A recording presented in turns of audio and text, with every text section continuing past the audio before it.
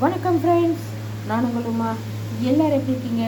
உங்களுக்காக இன்றைக்கி ஒரு அட்டகாசமான ரெசிபி தான் நான் செஞ்சு காட்ட போகிறேன். என்னென்னு கேட்டிங்களா, பாருங்கள், ஆப்பிள் சைஸில் இருக்குது பார்த்திங்களா தக்காளி. இந்த தக்காளி இன்றைக்கி நான் வாங்கிட்டு வந்தேன். ஸோ அது பார்த்த உடனேவே அது சட்னி செஞ்சுக்கணும்னு முடிவு பண்ணிட்டேன். அதனால் இப்போ நம்ம ஒரு ஸ்கின் க்ளோயிங் டொமேட்டோ, அதாவது anti ageing skin glowing tomato chutney.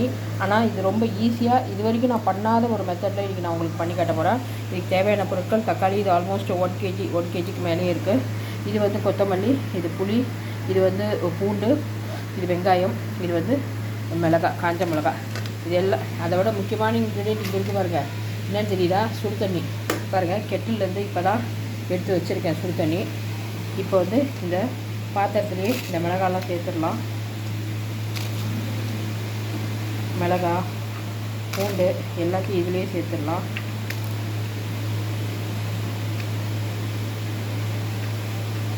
புளியையும் சேர்த்துடலாம். ஆனால் நம்ம வெங்காயத்தை ஆட் பண்ணல. நல்லா பாருங்கள், வெங்காயமும் கொத்தமல்லி இங்கே தான் வச்சுருக்கேன்.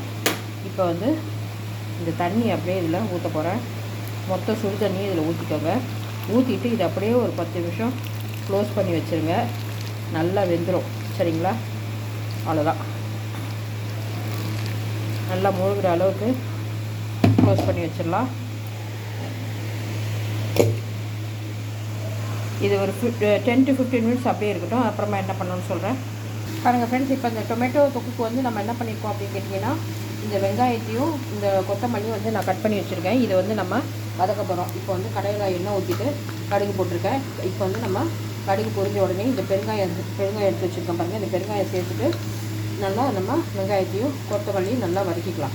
எங்கள் ஃப்ரெண்ட்ஸ், இப்போது கடாயில் நம்ம ஆனியன் சேர்த்தாச்சு, கொத்தமல்லி சேர்த்தாச்சு, கல்லுப்பு சேர்த்தாச்சு, இந்த சட்னிக்கு தேவையான கல்லுப்பு சேர்த்தாச்சு. இப்போ இதை நல்லா வதக்கிக்கலாம். சரிங்களா? ஓரளவுக்கு ஒரு 5 நிமிஷம் வெங்காயம் நல்லா டிரான்ஸ்லூஷன் பதத்துக்கு வர அளவுக்கு நல்லா வதக்கிக்கலாம். பாருங்கள் ஃப்ரெண்ட்ஸ், இந்த 10 மினிட்ஸில் நான் எடுத்து வச்சுருக்கேன் இல்லையா இந்த தக்காளி ஊற்றின சுடு தண்ணி, நல்லா இந்த தக்காளி இதெல்லாம் தோலெல்லாம் பிரிஞ்சு வந்துடுச்சு பார்த்திங்களா? அவ்வளோதான். இப்போ நம்ம தோலெல்லாம் ரிமூவ் பண்ணிடலாம். ரிமூவ் பண்ணிவிட்டு தக்காளியை மிக்சியில் என்ன அடிக்க போகிறோம். அதுக்கு உங்களால் வேறு என்னென்ன சேர்க்க போகிறோன்னு சொல்கிறேன். பாருங்கள் ஃப்ரெண்ட்ஸ், நான் சொன்னேன் இல்லையா, 10 நிமிஷம் வெந்ததில் இந்த தக்காளியோட தோல் எல்லாமே எடுத்தாச்சு பாருங்கள். அவ்வளோதான், எல்லா தோலும் மொத்தமாக ரிமூவ் பண்ணியாச்சு. இப்போ ரிமூவ் பண்ணதுக்கப்புறம் தக்காளி இப்படி தான் இருக்கும். சரிங்களா? எல்லா தோலும் நம்ம எடுத்துட்டோம். வேக வச்சோன்னா ஈஸியாக வரும். இப்போ இந்த ஐட்டம்ஸ் எல்லாமும் நல்லா வெந்துருச்சு. இதை நம்ம இப்போ அரைக்க போகிறோம். பாருங்கள் ஃப்ரெண்ட்ஸ், ரெடியான தக்காளி சட்னி. இதை நம்ம இந்த கடாயில் ஆட் பண்ணிக்கலாம். ஆட் பண்ணி இதையும் ஒரு 10 நிமிஷம் நல்லா வதக்கி விடலாம்.